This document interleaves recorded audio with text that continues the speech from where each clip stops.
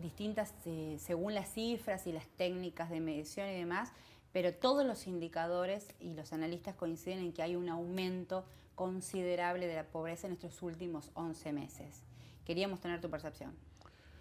No, yo no estoy tan de acuerdo. O sea, sí creo que si la medís por los ingresos, hay una cantidad de gente que puede haber estado 200 o 300 pesos arriba del índice del límite de la pobreza y puede ser que esté hoy abajo. Eso es un tema cierto, pero no es el tema central. El tema central es que la pobreza en los últimos 50 años ha crecido muchísimo y sobre todo ha empeorado la distribución del ingreso. Yo, Cintia, te digo, cuando yo estaba recién recibido, la relación entre el 10% más rico y el 10% más pobre en la Argentina era de 8 veces.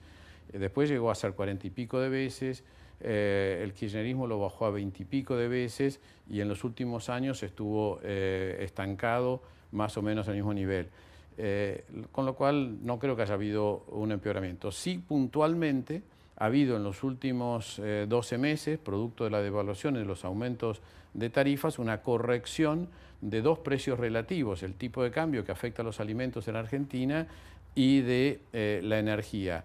Eso, sin ninguna duda, ha encarecido sobre todo a la clase media-baja, le ha generado un problema que son los que están más afectados por esto. Ahora, hay que tener cuidado al evaluarlo porque decir esto me ha llevado a ciertos debates mediáticos. El tema es ver si una situación como la que tuvimos en el 2015 era sostenible, o sea, un tipo de cambio atrasado que llevaba a la quiebra a las economías regionales, a los productores de alimentos, y una energía que nos ponía, un precio de la energía regalado que nos ponía al borde del colapso energético. Entonces, hay que tener una mirada un poquitito más de largo plazo. Estamos ante la corrección de algunas políticas que se hicieron para mejorar la capacidad de consumo, no corregir la pobreza siguió siempre igual, medida como la miden la mayoría de los que entienden, que no es con este índice de un límite, sino la pobreza estructural que es cualitativa, como dice Amartya Sen, como dice Jeffrey Sachs, como dicen todos los que han escrito sobre pobreza, que es el tema de vivir en una casa inadecuada, no tener agua potable, no tener cloacas, no acceder a educación pública de calidad, no acceder a seguridad. Si vos entendés, que es como lo mide también el Papa Francisco, si vos entendés que esta es la pobreza, yo te diría de que más o menos estamos igual, mucho peor que 40 años atrás, y donde tenemos que actuar muchísimo para poder mejorar. Si la medís de la otra manera, con el índice de la UCA o con la del INDEC, te da que los que estaban 300 pesos arriba del índice ahora pueden estar 300 pesos abajo porque según el cálculo que es teórico, no se basa en encuestas, subió más la inflación que los ingresos. Esto es un tema que es debatible, pero yo estoy dispuesto a admitir de que sí que puede ser que producto del aumento de algunas cosas que estaban atrasadas haya habido un empeoramiento. Pero lo sustancial, el tema de la exclusión, el tema de la indigencia por no acceder a los bienes básicos es un tema que sigue mal. Y te pongo un ejemplo muy cercano de cuando yo creo que este índice no funciona bien. Suponete una empleada doméstica que gana 7.200 pesos, con retiro, casada con un peón de albañil bajo que gana otro tanto, ganan 14.000, ni para el INDEC ni para la UCA son pobres, pero viven en un asentamiento, tienen 2 hijos, no acceden al pavimento, tienen que caminar 20 cuadras para tomar un colectivo, no les llega el SAME, no les llega a los patrulleros, los asaltan, no tienen un cajero, son pobres, aunque este índice no lo tome como tales. Entonces, bueno, yo por entonces eso, aumentó la pobreza. Bueno, esta gente esa estaba pareja, igual. Esa persona que trabaja en casas particulares y ese Sí. albañil, además le viene una... No es pobre, para la estadística no es pobre. Yo creo que No. era pobre, aunque no los Pero entraran. además le pusieron una ecuación de un 500% de aumento en las tarifas. No, seguramente Y está. además, seguramente en los colegios de la Ciudad de Buenos Aires no tienen vacantes No es sus en la hijos. Ciudad de Buenos Aires. Esta persona que estoy pensando es Florencio Varela. Pero tampoco le subieron 500% en las tarifas. Las tarifas subieron mucho más a la clase media-baja. Pero Bueno, sería el caso. no, esta no es clase media-baja. Esto es pobreza, Cintia. Bueno, pero a eso... Pero pueden tener hijos desnutridos. Mi primera pregunta era eso. Sí, en la Argentina, pero en no los es un últimos tema... 11 meses, profundizaron y erosionaron esas variables más allá de las mediciones técnicas del INDEC, de las 7 provincias, de la UCA o del CONICET. Te lo acepto en una medida bastante baja y que te diría de que de hace años que este país, o sea, yo no creo que haya sido exitosa la política anterior, desde el 2008 en adelante, hasta el 2007 te lo acepto. Bueno, este propio INDEC planteó que el año pasado crecimos un 2,5%. Este INDEC, el INDEC de este gobierno. Sí, sí, sí. Cuando se decía que no había habido crecimiento en los últimos años. No, ese siempre lo supimos. Pero era un crecimiento sostenible, Cintia. Pero, no lo sé. Bueno, yo sí lo sé. No lo sé, pero ¿sabes qué? Esta fenomenal ecuación de ajuste no es sostenible. No, seguro. por supuesto que no. Yo no creo. ¿Crees que en este momento hay una ecuación de ajuste en Argentina? Sacaría la palabra fenomenal. Yo creo que hay un deterioro que es mucho menor que el que está pidiendo una cantidad de otros sectores que quieren el dólar a 25, que quieren... O sea, si vos ves, esta política es criticada por los de izquierda y por los de derecha. ¿Y por qué? Porque justamente ha tomado una devaluación que simplemente liberó con lo que era el tipo de cambio anterior en el paralelo y ha hecho una serie de aumentos que sin ninguna duda tienen un costo. Yo no voy a negar que hay un costo, pero no es el costo que se pagó en el 2002, 2001, 2002, no es el costo que se pagó en otros ajustes. Entonces, yo creo que es una política que está limitando el ajuste para crear las bases para generar un crecimiento sostenido y no basado en el agotamiento de la producción de bienes exportables y el agotamiento de las fuentes de energía. Entonces, donde yo difiero de tu enfoque, Cintia, es donde vos crees que el 2015 era sostenible. No, el 2015 íbamos camino a una colisión y esto Cristina era la que más lo sabía, porque por eso tomó distancia de Scioli, porque creía que Scioli iba a venir con el ajuste porque el ajuste era inevitable. Entonces yo creo que inteligentemente ella pensaba que Scioli de la mano de Bain iba a hacer un ajuste y ella iba a poder volver después que alguien venga. Mira, eso es contrafáctico. Eso es contrafáctico. Ahora, lo que pero no fíjate, es contrafacto, fíjate a quién te voy a citar, a Guillermo Moreno. ¿Qué dijo Guillermo Moreno en febrero? Macri es un paréntesis entre 2 décadas ganadas. ¿Qué es lo que te está diciendo? Tenía que venir alguien a reponer un poco de orden para volver a gastarnos en una década de populismo. Eso es contrafáctico. Fíjate que tu propio análisis lleva a comparar este periodo con el 2001. Quiere decir que estás salteando y de alguna manera reconociendo, decime si me equivoco, los 12 años de kirchnerismo como años distributivos y de crecimiento. Porque me comparaste este ajuste con el 2001. Los 12 años no fueron de ninguna manera homogéneos.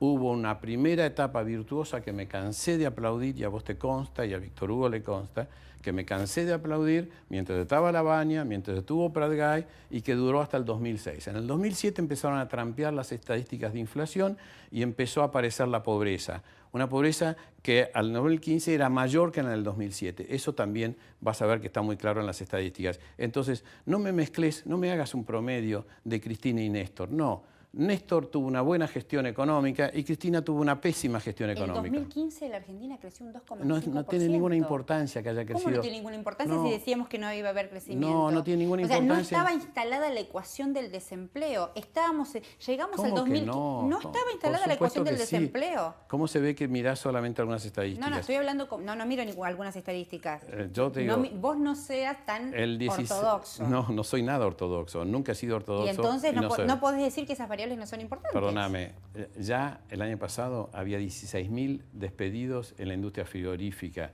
y el desempleo no subía. Puntuales como la automotriz, pero no estaba instalada la ecuación del desempleo. No habían instalado la ecuación del desempleo público. Había paritarias. Las protestas eran por no poder viajar o no poder comprar dólares. ¿Por qué eran las protestas de los gremios? Cintia. No, pero los gremios no protestaban por ganancias hasta el año pasado. Ahora protestan porque la gente tiene hambre. No exageres. ¿Exagero diciendo que la gente tiene hambre? Por supuesto que exagerás que la gente tiene hambre. ¿De verdad crees que exagero? Sí, yo creo que exagerás. O sea, yo creo que hay una campaña política y publicitaria para tratar de exagerar estos temas. Hay un cerco mediático. No, bueno, si nosotros estamos saliendo por una plataforma web. Si no me dejas hablar no tiene sentido. Yo lo que creo es que te voy a aceptar que hay un deterioro, pero no te voy a aceptar de que la gente tiene hambre, dicho así de esa manera. No, hay un deterioro como producto de los errores. La gente tiene hambre, producto Javier. De los errores de los últimos años. ¿Fue un error desendeudarse? Pero por supuesto que fue un error aislarse del mundo. El desendeudamiento tiene niveles razonables. Cuando vos has pasado esos niveles razonables y te pasaste a niveles irrazonables... O sea, el récord de desendeudamiento que le permite endeudarse a esta Argentina, ¿a vos te parece que no era razonable? No, yo no creo que haya sido buena una política de desendeudamiento exagerado. Yo creo que lo que era exagerado era pagarle el 13% a Chávez por los bonos. Era exagerado mantener una situación no resuelta con los holdouts que te estaban cobrando el 13% también por toda esa deuda. Entonces, tomemos las cosas en su conjunto. A Chávez se le pagó el 13%, hoy se está pagando el 6%. Eso también produjo una cantidad de problemas. Entonces, yo lo que creo es que... ¿Me dejas terminar? Sí, no, déjame terminar. En economía se discute si las medidas económicas tienen un impacto en la realidad en 6 meses o en 18 meses. Nadie dice que las cosas son instantáneas. Entonces, muchas de las cosas que nos están pasando es por haber devorado los stocks de reservas, de vacunos, energéticos, etcétera, durante los últimos 6 años. Estamos pagando esas consecuencias, entonces no es la realidad. Yo te voy a poner un ejemplo para que me entiendas el razonamiento. Cuando vos te tirás de un piso 20 y cuando vas cayendo tenés todos los huesos sanos. Ahora, ¿vos qué preferís? ¿Estar en el aire cayéndote o que te hayan arreglado un hueso y estar en terapia intensiva? O sea, íbamos camino de colisión, era insostenible. Muy inteligentemente, lo he dicho muchísimas veces, Kicillof y Cristina generaron una burbuja el año pasado a través del aumento del gasto público, 40% de expansión monetaria, que generó una situación de crecimiento del consumo que llevó a, explica ese 2%, por algo lo hicieron en 2015 y no en el 2014. En el 2014 cayó el 2% de la actividad económica o un poco más. Entonces vos fíjate que tomás el 2015 pero no tomás el 2014. Entonces tomemos en economía, seamos serios, Cintia, tomemos periodos más largos. La economía estuvo estancada en los últimos 5 años. Estos 11 meses parecen 11 años. No, bueno, entonces en las consecuencias. No, va a ser un camino difícil. ¿Qué piensas del endeudamiento? Yo del endeudamiento creo que lo más importante es la tasa de interés a la cual te endeudas. En la medida que estés tomando a tasas bajas y tengas endeudamiento razonablemente bajo, la situación es tolerable. En el presupuesto, el presupuesto aplicado a educación es menor que el del pago de los intereses de la deuda, igual que en la década del 90. Bueno, pero son comparaciones que no me hacen pensar que haya una contradicción entre las dos. Yo creo que el gobierno heredó un déficit fiscal que estaba orillando el 7%, ahora está en el 4,8% y va a necesitar bajarlo más para evitar el endeudamiento, porque si no, cuando vos tenés un gasto público, Kirchner duplicó el gasto público, cuando vos tenés un gasto público tan alto, vos enfrentás la disyuntiva de o lo pago con emisión, o lo pago con deuda, o bajo el gasto público. Este gobierno decidió pagarlo con deuda. En el gobierno anterior se decidió pagarlo con emisión, generaba una inflación muy alta, entonces hablemos de eso. Ahora, nadie está haciendo una reducción del gasto público violenta, a pesar de que hay una cantidad de cientos de miles de empleados públicos. Correa dice, el gasto público sos vos, es tu educación, es tu casa, ¿no? Sí, o sea, en la Argentina idea de ver el gasto público no, hay como todo, gasto superfluo, claro, y no política pública. Sí, pero vos fíjate que esto tenés que verlo, Correa es un buen ejemplo, porque hace las cosas bien en una cantidad de aspectos. Pero nosotros teníamos, donde la escuela pública había tal deterioro que todo el mundo quería, a pesar de que eran de niveles de ingresos bajos, tener a sus hijos en la escuela privada. Todas las matrículas públicas del país, menos la ciudad de Buenos Aires, fueron bajando. Entonces, si vos además del gasto público tenés que contratar seguridad privada, policía privada, salud privada y escuela privada, estás en el horno. Entonces, pero eso será para la gente de percentiles más altos de la población. ¿Quién contrata seguridad privada? Pero es la realidad que estuvimos viviendo. ¿Por qué? Te puedo una pregunta que para solucionar un malentendido tal vez. ¿Por qué planteas esa idea de que a algunos sectores les hicieron creer que podían tener bienes de consumo? No, yo no dije aisladamente eso así. Lo que yo dije es que era insostenible los niveles de consumo. La palabra insostenible quiere decir que no se pueden sostener. Cuando un consumo está basado en el atraso cambiario, en abaratar los alimentos y en abaratar la energía, estas cosas, más allá que sean buenas, no son sostenibles. ¿Por qué? Porque si por culpa de esto están cerrando los tambos, cerrando los rodeos ganaderos y echando gente. Están cerrando No, están cerrando desde hace 4 años. Ahora, no me vas a... sí, Cintia, sé que sos del sector. Eso decíselo otro. Soy pero del sector. ahora los cerdos vienen de Brasil y de países europeos que no me acuerdo, creo que Finlandia. No me hables de cerdos porque los tambos no son cerdos. Bueno, los tambos y cerdos. Estaba pensando en esas producciones. No metas la pata. No meto la pata. Sé que es un tambo y sé que es un establecimiento porcino. Te metiste en un tema que no sabes. Las producciones del campo, te metiste en un tema que no sabes. Los tambos sé. están en crisis de hace 7 años. Yo soy tambero y pero tenés ahora que tomar... están cerrando, digo porque conozco gente con han cerrado más de 4.000 tambos en los últimos años. No digas que es ahora, al contrario, ahora están empezando a ver la posibilidad de que les vaya mejor. Se abrieron las importaciones absolutamente. ¿Cómo se va a beneficiar a las economías regionales? No cambia, lo que se está importando de alimentos es nada, no cambia nada. Eso sirve para tener un poco mejor el tema de los precios. Para que veas que sí sé. El año pasado alimentar un establecimiento porcino, un camión de maíz salía 30.000 pesos. Y ahora sale 70.000. ¿Y sé qué pasa? ¿Sabes qué pasaba? Por Porque eso ahora por eso va a aumentar 30% la producción de maíz, Cintia. Por eso va a aumentar la producción de maíz. Estábamos en baja la producción de maíz. ¿Estás de acuerdo, por supuesto, con el quite de las retenciones? O sea, con esa fenomenal transferencia de recursos hacia los sectores más concentrados. Lo hubiera hecho de una manera distinta, no hubiera bajado la retención del maíz justamente por lo que vos decís, pero no me parece mal ir apuntando hacia eso. Creo que la política anterior... Eso lo paga la clase trabajadora, porque ese dinero que no entra al Estado lo paga la clase trabajadora. Cintia, ¿no te acordás que está pasando hambre? El pan llegó a 30 pesos hace 3 años? ¿Y por qué llegó a 30 pesos? Porque no había trigo. Tuvimos el pan más caro del mundo. La política de la mesa de los argentinos... ¿Te acordás que había retención por supuesto. En los hilos? ¿Te acordás que había retenciones en los hilos? Pero por supuesto. ¿Te acordás que había negativa de los grandes exportadores a vender? ¿Te acordás que es un sector que presiona siempre al Estado? Fue una política que fracasó. Se dejó de sembrar trigo. Pero ahora hay una ecuación de hambre en la Argentina. No hay una ecuación, no digas eso. Ahora estamos en un proceso de transición, estamos mal, te lo admito. Hay que ver quiénes llegan, ¿no? Pero no te pongas así porque no es así. Vamos a estar claramente mejor con los años, corrigiendo los desequilibrios. Yo creo que ya el año que viene, yo creo que el año que viene vamos a estar mejor. Yo creo que hay indicadores. ¿Quiénes? ¿Qué sectores? Bueno, hay muchísimos sectores que están, por empezar, la construcción, todo lo que abastece en el tema de la obra pública. ¿La construcción bajó? No. ¿Bajó? ¿Tenés cifras? Vengo de un desayuno. Lo veo en Isla Maciel. Los albañiles que tenían trabajo no tienen trabajo. Bajó. No me vengas con anécdotas. Bajó. No son anécdotas. Mirá las estadísticas. Estoy referenciando al padre Paco, que estuve con él hace unos días por este informe. La construcción está empezando a despegar por toda la obra pública. Tenés un despegue de todo lo que son abastecedores de tareas de gas, de cloacas, de todo lo que tenga que ver con esas inversiones que se están haciendo. Mirá la estadística de adjudicaciones de inversiones de obra pública ahora en la provincia de Buenos Aires, ha pegado un salto espectacular. Tenés que tener confianza. Yo entiendo que estén nerviosos los que apoyaron al gobierno anterior porque ven que hay muchas cosas que están saliendo a la luz. No me refiero a cosas de corrupción, me refiero también a los desequilibrios económicos que tenían. Y esto es un tema que va a llevar tiempo. ¿Es un gobierno neoliberal? No es neoliberal. Yo no creo. Neoliberal Alfonso Pratgay no es neoliberal. ¿No es neoliberal Alfonso Pratgay, que se dedicó a la fuga de capitales históricamente? No es neoliberal. Es la definición del neoliberalismo, fuga de capital. No, estás creció confundido. En niveles récord la fuga de capital. Me estás hablando de... ¿Cuándo creció?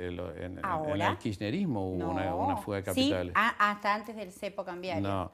No, estás equivocado. Yo te estoy hablando del pensamiento. Neoliberal hubiera sido poner el dólar a 25, hubiera sido ajustar el gasto público 5 puntos. Eso hubiera sido el neoliberalismo. Lo que propician muchos de los economistas que se autoaniman. El endeudamiento fenomenal de la Argentina no es una política neoliberal. El endeudamiento en gran parte fue para cancelar otro endeudamiento. De la mitad del endeudamiento, esto no lo dicen, la mitad de todo el endeudamiento que se tomó fue para cancelar otra deuda que el gobierno anterior no reconocía, pero que estaba devengando el 13% de intereses y que ya tenía todas las instancias judiciales en contra. Entonces, no sé cómo ibas a hacer para no pagarla. Entonces, yo creo que te estás apresurando con algunas definiciones. Yo no estoy de acuerdo que este gobierno sea neoliberal, yo no soy neoliberal y creo que el gobierno está haciendo las cosas bien. Te va a llevar un tiempo entender que este gobierno no es neoliberal, que es heterodoxo en algunas cosas, que tiene una mezcla, pero eso no significa que acepte la inflación. No es neoliberal querer que baje la inflación. Cintia, te equivocás si pensás eso. Baja la inflación por la falta de consumo. No, no, no. Por Va un a bajar, enfriamiento de la economía. Un claro índice de enfriamiento hay un de la economía. claro enfriamiento de la economía y Esa no hay, gente que vos, no hay que vos ningún, decías que no se podía sostener el consumo, efectivamente no pueden consumir. no hay en esta ningún ecuación. proceso, no hay ningún proceso de estabilización que no tenga una primera etapa de enfriamiento de la economía. Estudiar la historia de países que hasta son de izquierda han transitado por esto. Le pasó a Israel, le pasó a Chile manejado por los socialistas, le pasó a todos estos países. No le pasó a Bolivia, no le pasó a Ecuador, No, no bueno, le pasó a Brasil. no tuvieron... no le pasó a la Argentina del kirchnerismo. ¿El qué no le pasó? El enfriamiento de la economía. Pero en Brasil no hay enfriamiento de la economía. Pero ahora hay un golpe de Estado en Brasil. Pero ¿cómo si está cayendo la economía hace 3 años? Pero Toma hay un nota. golpe de Estado. Pero hace 3 años que está cayendo la economía, Cintia. No puede ser tan necia de tomar algunas cosas sí y otras no. ¿No te parece un golpe de Estado lo que le hiciste? Sí, pero no me digas otra cosa. Yo estoy de acuerdo que es un golpe de Estado. Pero la economía brasileña está cayendo hace 3 años. No puedes negar ¿Pero por eso. enfriamiento de políticas de economía? Por supuesto, porque tuvieron una inflación del 8% y para bajarla al 6% han tenido que levantar la tasa de interés. Y lo ha hecho Lula y Dilma. Por favor, hay cosas que no son de derecha e izquierda, no seas tan elemental en analizar estos temas. Entonces, yo lo que creo es que es inevitable. Lo importante para mí es que vamos bien, de que esto va a ser duro por varios años, no tengo ninguna duda, no tengo ningún problema en reconocerlo, pero creo que la política anterior estaba llevándonos a un colapso energético, a la aceleración inflacionaria, a la escasez de alimentos, a una cantidad de problemas que ya eran evidentes. Quizás no eran evidentes para todo el mundo, quizás la gran diferencia es que eran evidentes para una cantidad que ya entendíamos el tema, incluyendo los que estaban en el gobierno, que ataron las cosas con alambre para poder llegar a las elecciones y por eso, te insisto, creyendo que ganaba Scioli, tomaron la distancia de Scioli para que Scioli sea el que tenga que arreglar el tema. Pero no creo que nadie sensatamente pueda decir de que era sostenible la política de los últimos años de Cristina, mintiendo con la inflación, mintiendo con el déficit fiscal, mintiendo con la pobreza, mintiendo con las estadísticas energéticas, mintiendo con las reservas del Banco Central. Son demasiadas mentiras que se hicieron en un gobierno que más allá yo creo que es un mal exponente de la izquierda. Yo tengo un enorme respeto por el pensamiento de izquierda, creo que con el tiempo van a tomar distancia